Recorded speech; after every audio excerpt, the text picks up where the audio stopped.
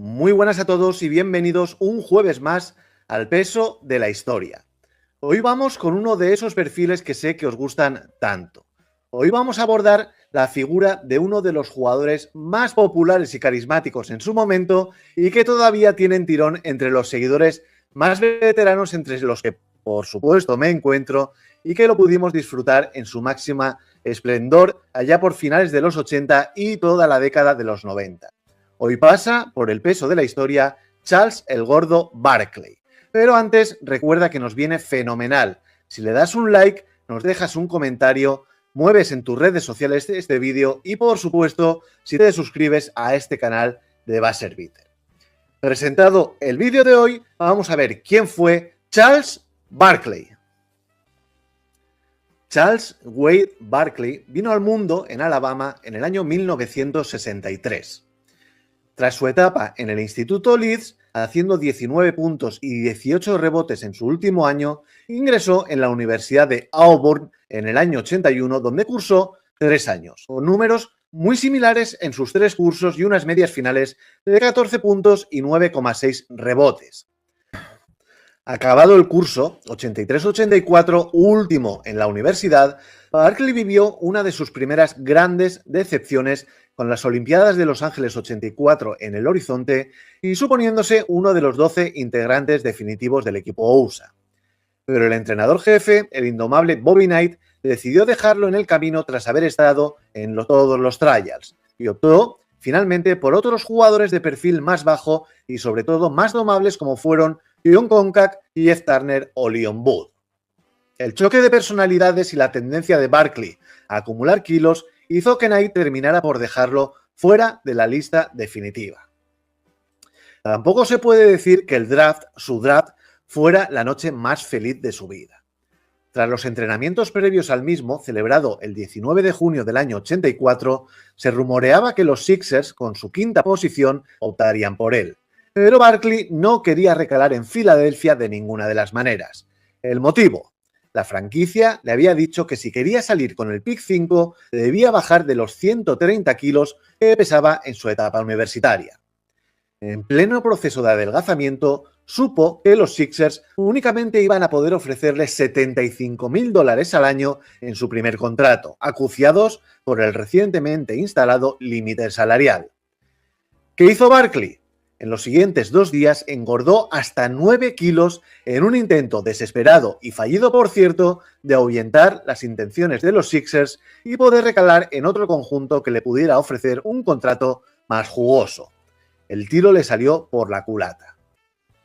Aquel 19 de junio, los Sixers lo eligieron efectivamente con el número 5, añadiendo a un equipo que apenas un año antes había sido campeón a uno de los mejores jugadores universitarios del momento.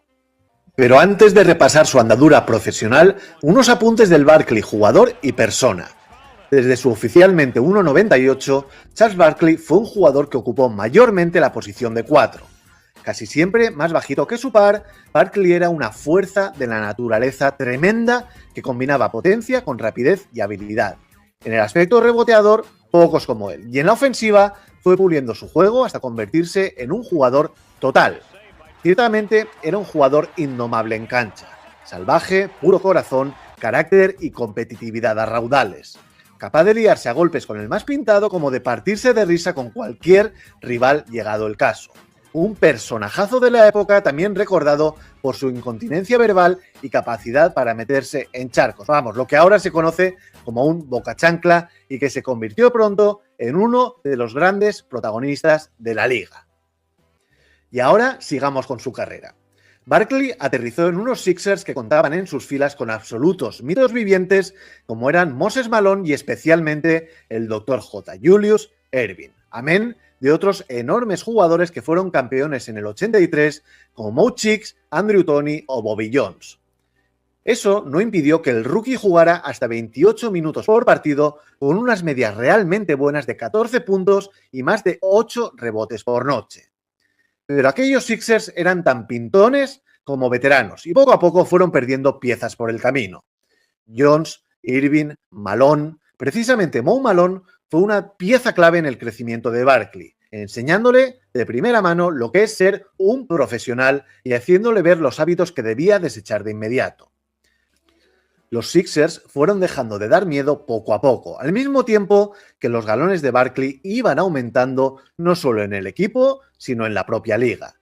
Barkley ya era su jugador franquicia y se abonaba a un 20-10 larguísimo cada año, recibiendo además votos para el MVP desde su año sophomore y siendo All-Star fijo desde el año 1987.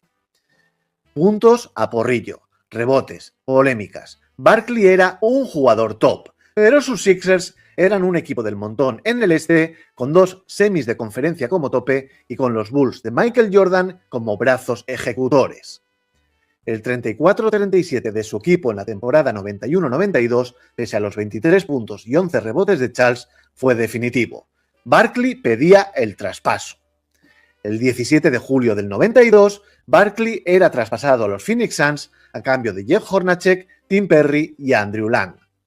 Pero antes de mudarse a Arizona, Barkley fue protagonista e integrante del mejor equipo de baloncesto jamás montado.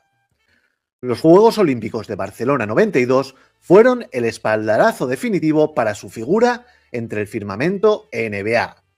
Tuvo el honor de ser uno de los 12 elegidos por USA Basketball para devolver la medalla de oro olímpica a su país y no solo formó parte del equipo, sino que fue uno de los más destacados y además máximo anotador de un conjunto que contaba entre sus filas con tíos como Michael Jordan, Karl Malone o David Robinson.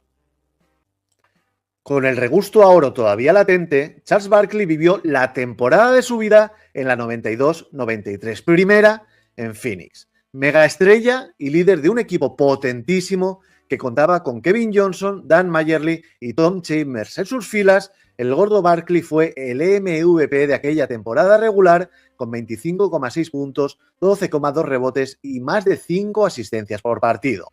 Una línea estadística que para los tiempos que corren pueden parecer insuficientes, pero recordad que estamos hablando del baloncesto de la NBA de los 90. Nada que ver con la que estamos viviendo actualmente.